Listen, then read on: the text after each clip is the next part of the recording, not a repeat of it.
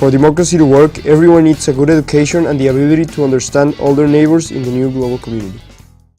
Really amazing how the experience of living abroad, studying abroad, changed your life.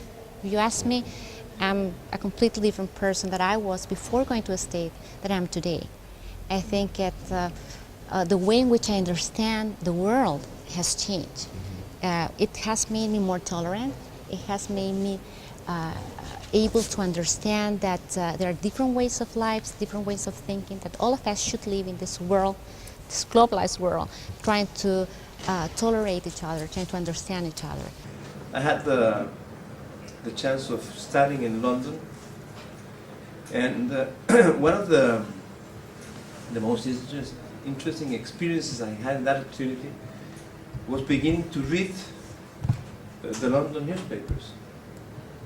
I was used to read Chilean newspapers, and having the news in this part of the world. Well, reading newspapers in London was for me one of the most extraordinary experiences, because the world was so different. We had informations coming from Africa, from Asia, naturally from Europe. I expected from Europe, but the world is seen in such a different way when you look at it from different perspectives. We start moving around people. Mexicans went into Spain, and then Spaniards went into Mexico, and then Spaniards and Mexicans went to Venezuela, and then Venezuela's coming to Mexico, and so on. Nowadays, it is what we call the CEMEX way, which is one culture, one system, one process that works everywhere. Obviously, trying to be responsible on the cultural values that we are facing in every single economy. So what I think it's important for a global company, and in particular for someone that has to do with business affairs internationally, is to have a great respect for the cultural and profound systems related with the countries in which we are involved. Okay, my name is Brittany, and I'm from North Carolina. And I live in a very small town on the North Carolina-South Carolina border. It's called Tabor City. And it's a big farming community. So there are lots of Latinos that have immigrated there, and so I have a few like Mexicans that go to my school. And unfortunately, my friends sometimes they tease them and stuff like that. There's a word for it, but I can't remember the word. But anyways, and I was just asking your advice on maybe what I can do to help stop the discrimination against Latinos. Well, you can be their friend, first and foremost. You see, you know something that most people in your little town don't know, and that is because you're here. Look at this. There's 40 community economy leaders here in Santiago, from all over Asia and Latin America, the United States, and Canada. You know how interdependent the world is.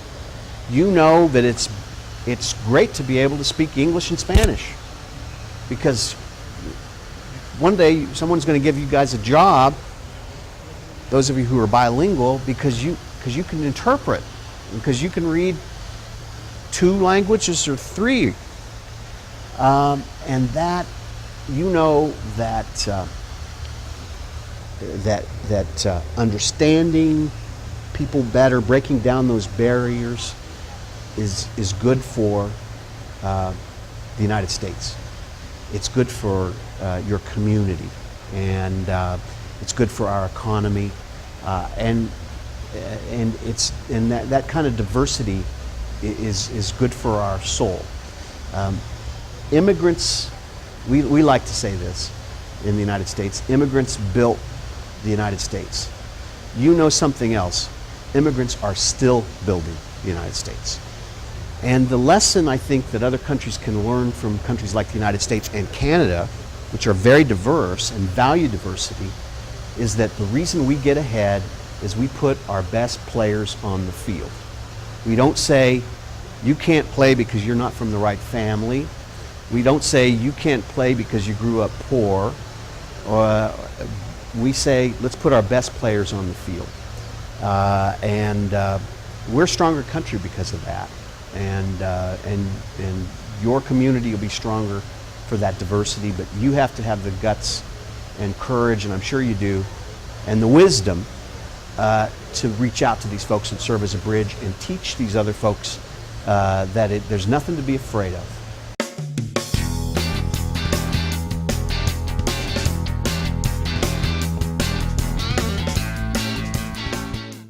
My name is Toho Lee, and I'm a high school student from Korea.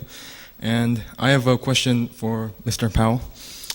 I looked at your profile and discovered that you majored in geology. It was surprising for me to know that you had a completely different major from what you're doing right now. So what was your turning point to become a general? You don't get your choice between geology or being a general. But when I was in college, I majored in geology to get my degree. But early in my college years, I realized that I liked the military, and I joined our what's called Reserve Officer Training Corps. You could take training in college. And when I finished college, and I had a degree in geology, and I was also a second lieutenant in the infantry. And I allowed as how I think I'll go with the infantry. And so I ultimately became a general 20 odd years later, and then chairman of the Joint Chiefs of Staff after almost 30 years of service. What is fascinating is no matter what you're studying now, and we could go around and have all the hands, I'm doing marketing, I'm doing this, I'm doing that, it doesn't tell you a lot about where you're going to end up. You will all have changes in your life as you go along. Things that you think are so exciting now, and this is great, and suddenly another opportunity comes along. So have an open mind, a flexible mind.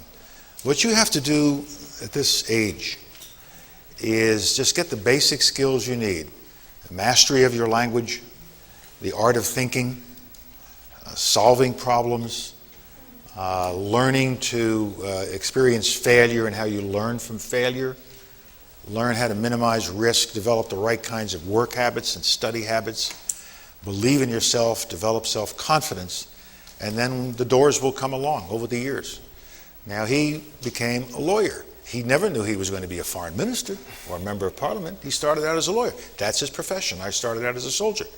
I never thought I would be Secretary of State or National Security Advisor or all the other opportunities I've had.